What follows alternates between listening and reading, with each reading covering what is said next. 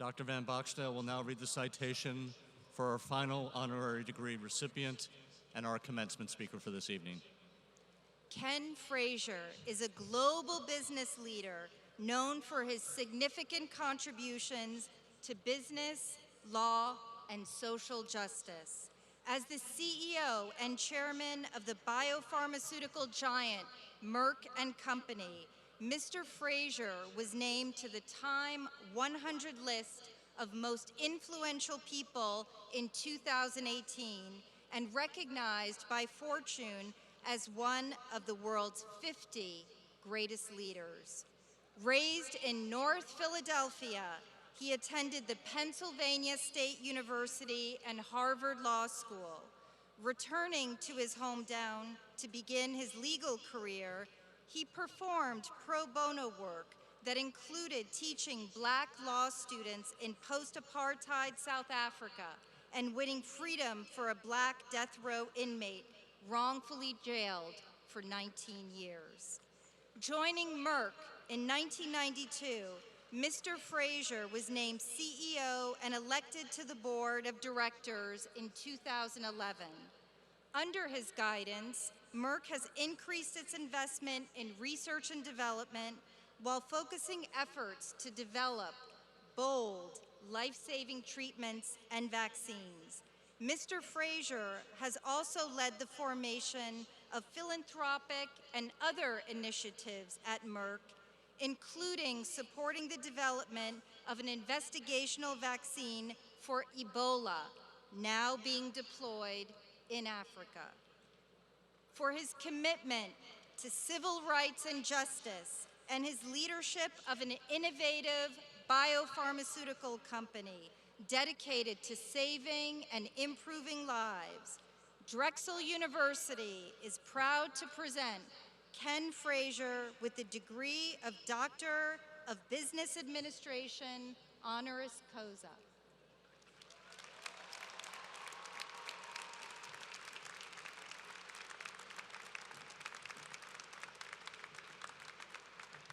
By the authority vested in me by the Board of Trustees of Drexel University, under the charter issued by the Commonwealth of Pennsylvania, I confer upon you, Kenneth C. Frazier, the degree of Doctor of Business Administration, honoris causa, with all the rights and privileges pertaining thereto. Congratulations, Ken.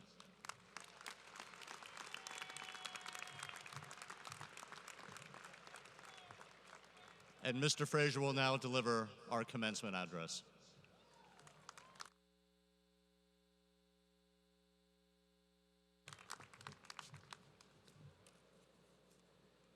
Wow. Thank you for that introduction, and thank you very much for that wonderful honorary degree. President Fry, Provost Blake, distinguished deans, members of the faculty, members of the staff, friends and family, Mario the Magnificent, and my fellow honorary degree recipients, and most of all, the graduates of the class of 2019, congratulations.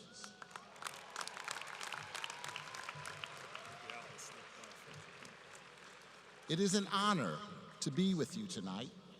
As you heard, I'm a proud Philadelphian, a North Philadelphian, so it's always great to be home. But I'm especially happy to be here to celebrate such a special occasion. And looking out at all of you, I have to say I'm really, really impressed. I was watching you when you came in on the closed circuit television in the back, and I have to tell you, you people are so accomplished, so much in demand, and really so good looking. Don't laugh, it's true. You really have it going on, and between you, the graduates of Drexel, and Game of Thrones, I think everyone is now truly appreciating the power of dragons.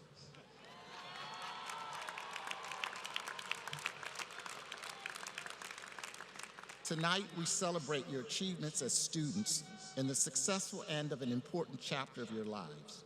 This is an exciting moment in time. But before I go any further, I want you to take a moment to recognize and salute those people who are here, either in person or in spirit this evening, people who have supported you and believed in you over many years, your parents, families, friends, and of course, your professors.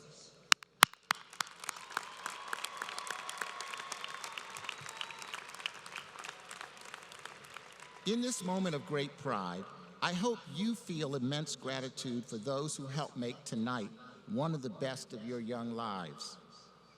And speaking of gratitude, when President Fry told me that if I would show up and manage to keep this speech short, Drexel would give me an honorary degree, I was really excited. But later I got to thinking, what exactly can one do with an honorary degree? I'm still trying to figure that out, but that's all right. In fact, here's my first piece of advice to you soon-to-be graduates. And that is, you don't need to have all the answers. It's okay to say, that's a good question. I'll get back to you on that. For example, when your parents ask, when can we expect you to get fully off of the payroll? You can say, that's a good question. I'll have to get back to you on that. Needless to say, your real degrees are much more valuable. That's how it should be, because you worked so hard for that diploma. You spent long nights studying. You sat through what may seem like endless hours of lectures. You should be proud. But while you worked hard, you should also know that your degree by itself will do nothing unless you choose to make it valuable. And to make it really valuable, you have to be willing to take risks and sometimes fail in order to do something of real value and significance for others. Of course, nobody likes to fail. It doesn't feel good, and sometimes it hurts. But that doesn't mean that you should play it safe to avoid the risk of bruising your own ego. Because often the greatest successes arise from the ashes of failure.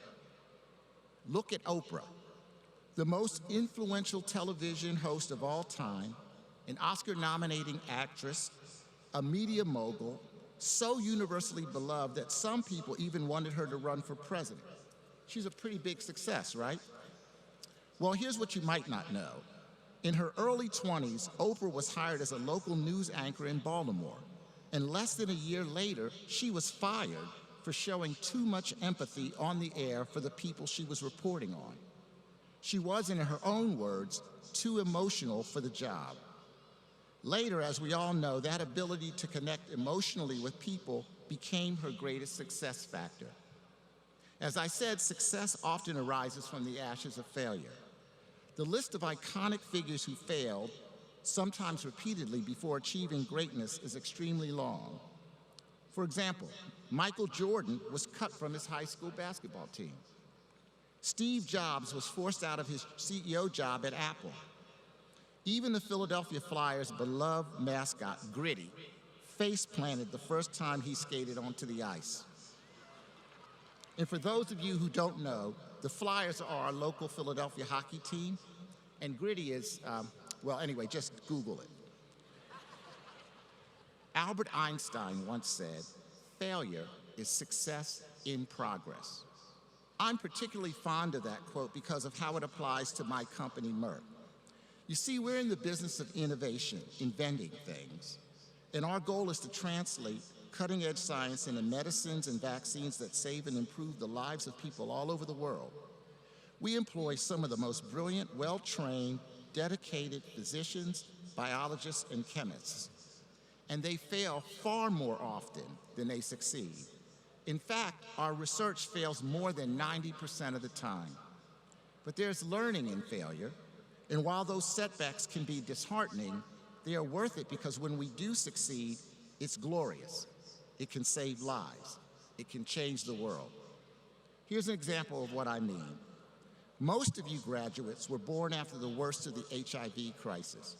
If you were raised in the United States, you probably didn't hear much about HIV/AIDS growing up unless you read about it in a book or saw it in a movie like Philadelphia or the Dallas Buyers Club. But it took a long time to get to that point. When HIV first appeared, it was a death sentence. Many of the world's best scientists worked for years without success to find a safe and effective treatment that would give HIV patients hope.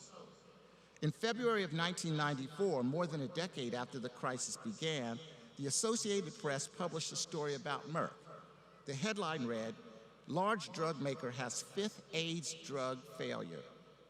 That was a low moment for us, one of the many in the fight against HIV and AIDS, but our scientists didn't give up.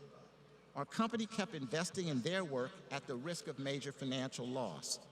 And 2 years later, Merck introduced the first in a series of innovative medicines that made it possible for HIV patients to treat, manage, and often survive their illness. And that transformed global health. Again, success from the ashes of failure. So I want you to welcome the risk of failure. That's the first thing. But I also want you to think hard about what it means to truly succeed. Over the past 40 years, my career has taken a lot of twists and turns. There have been ups and downs, doldrums, and adventures. I've also been extremely fortunate to attain a level of financial security that was completely unimaginable to me as a kid growing up in North Philly. And yet, when I think about when I felt the most successful, it's not when I got a promotion or a raise. It was when I was providing genuine value to others. As you heard, I did have the privilege of representing a man who was wrongfully convicted of murder and was on death row. Helping him to win his freedom was one of the greatest moments of my life. Those are the kinds of successes in which one can take the greatest pride and the greatest satisfaction.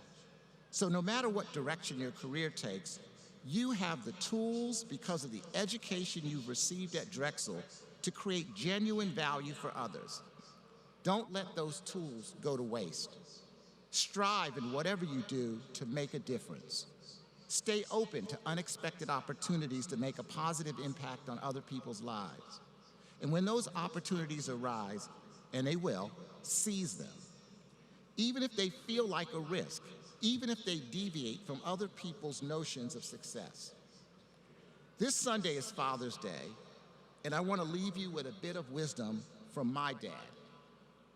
Otis Frazier was a janitor whose formal education ended at 3rd grade. He was also one of the wisest and most perceptive men I've ever known. And he taught me one of the most important lessons I've ever learned. When I was a teenager, struggling with peer pressure and the need for approval, he would say, "Kenny, what other people think of you is none of your damn business."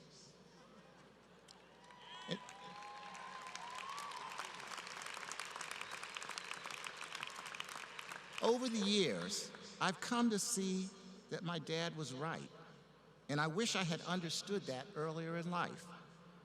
You see, it's natural to fear failure. On some level, we all do. But most of the time, what we really fear is how we'll look if we take a risk and don't succeed.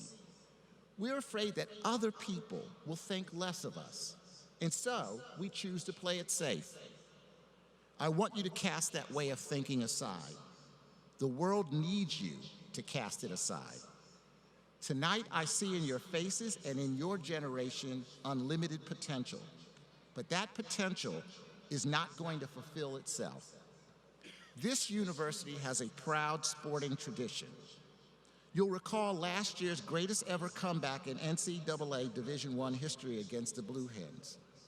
And I noticed that Drexel is a pioneer in one sport, Quidditch, where you are the holder of the Leaky Cauldron Cup, whatever that is. The creator of Quidditch, Harry Potter author J.K. Rowling, had this to say about failure. She said, quote, "Some failure in life is inevitable. It is impossible to live without failing at something unless you live so cautiously that you might as well not have lived at all, in which case you fail by default." You all have to work hard and take some risks, and perhaps, like Gritty, fall down every once in a while, but always get back up. If you do that, you have the ability to create untold value for the people around you, and you just might help improve the lives of people all over the world. And by the only definition that matters, your own definition, you will be a success. Thank you again, and congratulations.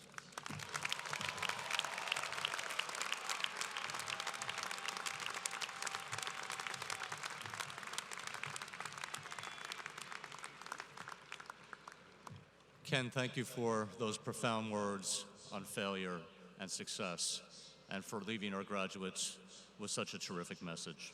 On behalf of everyone from Drexel University, I thank you.